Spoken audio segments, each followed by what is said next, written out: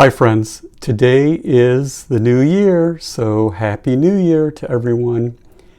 Today we're going to do my less than 10-minute writing exercise that will improve your writing by expanding your vocabulary. We're going to switch things up a little bit over the next several days. We're going to focus on homophones. And what are homophones? Homophones are words that sound the same and where they're pronounced the same, yet they're spelled differently and have different meanings. When we're speaking, usually the person listening knows which word we're using depending on the sentence. When we're writing, however, we have to be more cautious on choosing the correct word. Anyway, today's homophone I have selected for us to play around with is pique.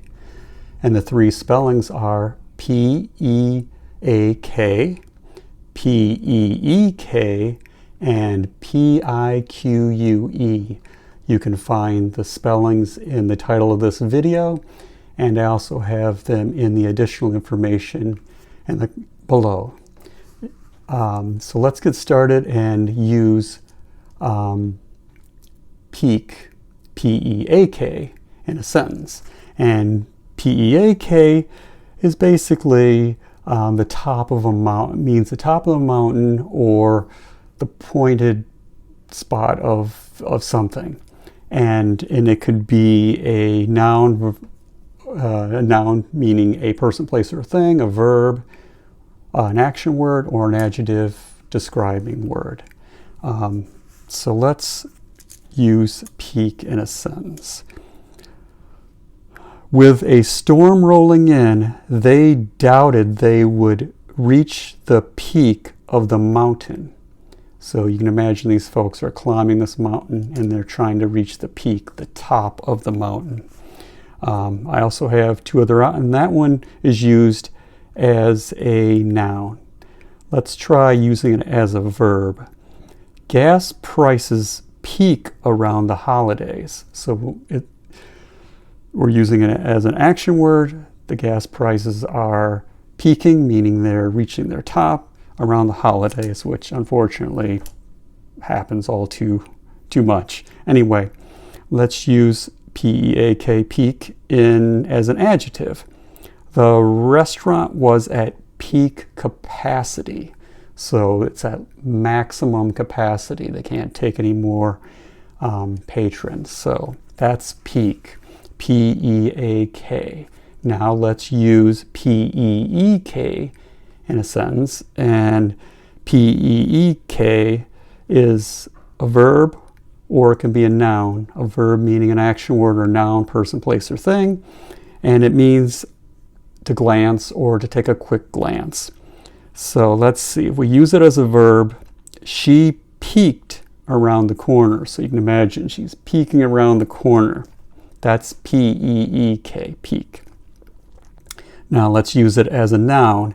She took a peek around the corner. So she glanced around the corner. That's using it as a noun. Now finally for P-I-Q-U-E, which can either be a verb, an action word, or a noun, a word that represents a person, place, or thing. And it means to arouse interest, or it could also mean wounded vanity. So let's use it as a verb. The mysterious, well-dressed dinner guest piqued her interest. So this mysterious, well-dressed dinner guest aroused her interest. Who is this person? So it piqued, P-I-Q-U-E, her interest. Let's use pique as a noun. She stormed out of the room in a fit of pique. So that's using pique, P-I-Q-U-E, as a noun. And I think for the most part, we don't really use it as a noun so much. I think we probably have heard it more as a verb, like, did that pique your interest? Did it arouse your interest? But anyway, wonderful homophone to get used to the three different words that sound the same but are different and spell different, P-E-A-K, P-E-E-K, and P-I-Q-U-E. Make sure you understand them so you use them properly in your writing. Have fun playing around with them in your writing. I've included links below to Merriam-Webster's website where you can find the full definitions and the pronunciation. Well, they're pronounced the same, so they're all going to sound like pique. Anyway, you can find that additional information below. And if you found this exercise helpful, please consider subscribing. And thanks for watching. I hope you have a wonderful rest of your day. Again, Happy New Year and happy writing. See you in the next one.